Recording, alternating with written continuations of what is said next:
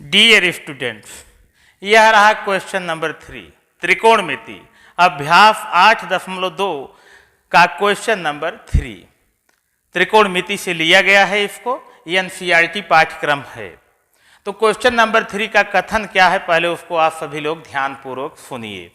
Question 3 है, यदि tan a plus B बराबर √3 और tan a माइनस बी बराबर 1/√3 तो कोण A तथा कोण B का मान ज्ञात करो। तो डियर स्टूडेंट्स, इस क्वेश्चन को इस वीडियो के माध्यम से हम आप सभी को सॉल्व करके दिखाएंगे। तो ध्यानपूर्वक इस वीडियो को पूरा का पूरा देखिए, तभी आप इस क्वेश्चन को सॉल्व कर पाएंगे, समझ पाएंगे। तो ध्यान दीजिए क्वेश्चन पर, देखिए। तो हम क्या करेंगे, सबसे पहला वर्क हमारा यही होगा कि यह जो tan a प्लस बी बराबर √3 है, तो हम जानते हैं कि tan 60 अंश की वैल्यू √3 होती है। तो हम a प्लस बी बराबर 60 अंश राइट कर देंगे। a प्लस बी बराबर 60 अंश, यह हो गया हमारा समीकरण नंबर 1। इसी तरह tan a माइनस बी बराबर होता, यहाँ पर दिया गया है 1/√3, और हम जानते हैं कि tan 30 अंश का मान 1/3 होता है। तो इसको हम लिखेंगे a माइनस बी बराबर 30 अंश, यह हो गया समीकरण नंबर 2। अब इन दोनों समीकरणों को हम किसी भी बीजगणितीय विधि द्वारा सॉल्व कर लेंगे। इसको हम विलोपन विधि से सॉल्व कर रहे हैं। देखिए, तो हम क्या करेंगे, समीकरण 2 को समीकरण 1 में से घटा देंगे। तो समीकरण 2 यहां राइट कर रहे हैं, a माइनस बी बराबर 30 है। इसको हम घटाएंगे, यहां पर घटाने पर यहां माइनस हुआ, यहां प्लस हुआ, यहां माइनस। घटाने पर बीजगणित में चिन्हों को बदल दिया जाता है, आप सभी लोग जानते होंगे। तो क्या करेंगे, माइनस प्लस a जो है कैंसिल हुए, दोनों पॉजिटिव हो गए। तो यहां पर हम लिखेंगे 2b बराबर 60 में 30 गया 30, इसलिए b बराबर कोण B बराबर 2 से भाग देंगे, 15 अंश आएगा। अब हम क्या करेंगे, जो कोण B की वैल्यू हमको 15 अंश मिली है, इसको हम उठाकर समीकरण 2 में रख देंगे। तो इस मान को समीकरण 2 में रखिए। तो यहाँ पर लिखेंगे हम B बराबर 15 अंश समीकरण 2 में रखने पर, समीकरण 2 में रखने पर। तो क्या करेंगे, यहां पर a माइनस बी की वैल्यू कितना है, 15 अंश है, बराबर 30। तो a बराबर माइनस 15 उधर जाएगा, प्लस हो जाएगा, यानी 30 15 जुड़ जाएंगे, 45 अंश हो गया। अतः डियर स्टूडेंट्स, हमें कोण a की वैल्यू 45 अंश और कोण b की वैल्यू 15 प्लस b बराबर sine a plus sine b। तो हम पहले क्वेश्चन को यहाँ सॉल्व कर रहे हैं। देखिए, पहला क्वेश्चन है, यहाँ हम राइट कर रहे हैं। तो लिखा गया है साइन a प्लस बी बराबर, साइन a प्लस बी बराबर sine a plus sine b, यह लिखा गया है, पहला कथन है। तो हम क्या करेंगे, यहां पर माना a बराबर 30 अंश और b बराबर 60 अंश, हम कोई दो एंगल ले रहे हैं। तो हम इस पर रखेंगे, इसमें दो पक्ष हैं, या लेफ्ट पक्ष है व राइट पक्ष है। पहले हम इन वैल्यू को लेफ्ट पक्ष में पुट करेंगे। तो देखिए ध्यान से, तो यहां लिखेंगे हम साइन a बराबर 30 और प्लस b बराबर 60 है। तो इसको लिखेंगे साइन 90 अंश, साइन 90 अंश। साइन 90 अंश का मान 1 होता है।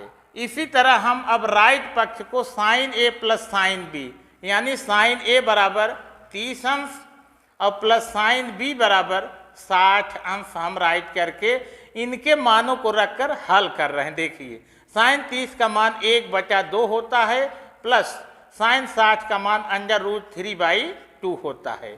तो यहाँ पर 2 एलसीएम लिए, इसको ऊपर 1 प्लस √3 हो गया।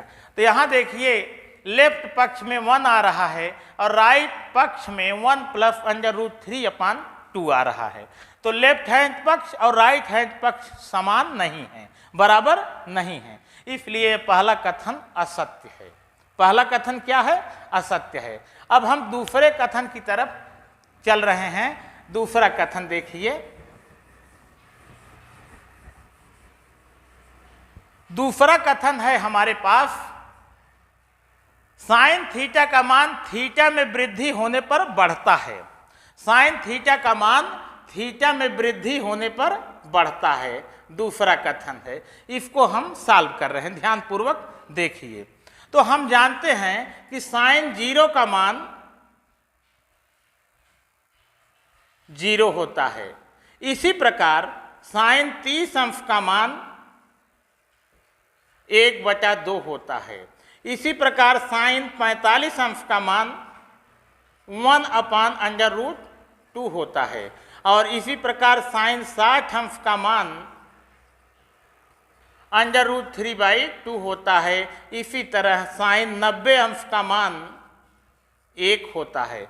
तो हम इसको ध्यान से अगर देखें तो हमको यही निष्कर्ष इसमें निकल रहा है कि साइन थीटा, साइन 0 अंश का मान, अगर साइन 0 डिग्री उसका मान 0 होगा, तो जैसे जैसे थीटा वृद्धि की ओर चल रहा है, बढ़ रहा है, उसी तरह इसके मान भी 0 से 1 तक बढ़ रहे हैं। अतः यह दूसरा कथन यदि साइन थीटा में वृद्धि हो रही है तो उसके मान में भी वृद्धि होगी, यह कथन सत्य है। यह कथन डियर स्टूडेंट्स सत्य है।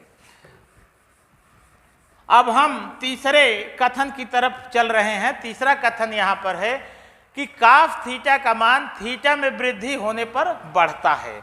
तब हम तीसरे क्वेश्चन को सॉल्व कर रहे हैं। देखिए तीसरा क्वेश्चन है यहाँ पर कि दिया, हम जानते हैं कि काफ 0 डिग्री की वैल्यू 1 होती है। इसी प्रकार काफ 30 अंश की वैल्यू √3/2 होती है और काफ 45 अंश की वैल्यू 1/√2 होती है और काफ 60 अंश की वैल्यू 1/2 होती है तथा काफ 90 अंश की वैल्यू 0 होती है। तो हम देख रहे हैं काफ थीटा में अगर थीटा का मान बढ़ रहा है तो उसका मान जो है 1 से 0 तक घट रहा है, 90 तक जाते जाते। अतः डियर स्टूडेंट्स, यह तीसरा कथन जो है असत्य है। यानी कि काफ थीटा में अगर वृद्धि हो रही है तो उसके मान में वृद्धि नहीं होगी बल्कि कमी होगी। अतः तीसरा कथन असत्य है। अब हम चौथे कथन की तरफ मूव कर रहे हैं, अग्रसर हो रहे हैं। चौथा कथन क्या है, पहले उसको सुनिए। चौथा कथन है साइन थीटा बराबर काफ थीटा। थीटा के सभी मानों के लिए सत्य है? नहीं। हम जानते हैं चौथा स्टेटमेंट जो है, हम जानते हैं कि साइन 45 अंश की वैल्यू 1/√2 होती है। इसी प्रकार काश 45 अंश की वैल्यू 1/√2 होती है। तो थीटा बराबर 45 अंश के लिए साइन का मान और काफ का मान सेम होगा, लेकिन और किसी के लिए यह सत्य नहीं होगा। अतः यह थीटा के सभी मानों के लिए सत्य नहीं है। इस तरह चौथा कथन क्या है, असत्य है। अब हम पांचवें और अंतिम कथन की तरफ मूव कर रहे हैं। पांचवा और अंतिम कथन क्या है, देखिए इसको यहाँ पर लिखा है काट ए जो है ए बराबर 0 पर परिभाषित नहीं है।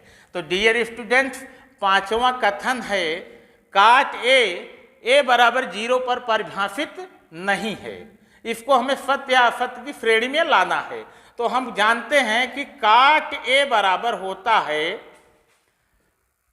काफ ए अपान साइन ए होता है।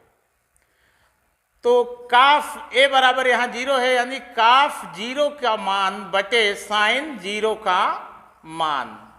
तो काफ 0 का मान 1 होता है, साइन 0 का मान 0 होता है।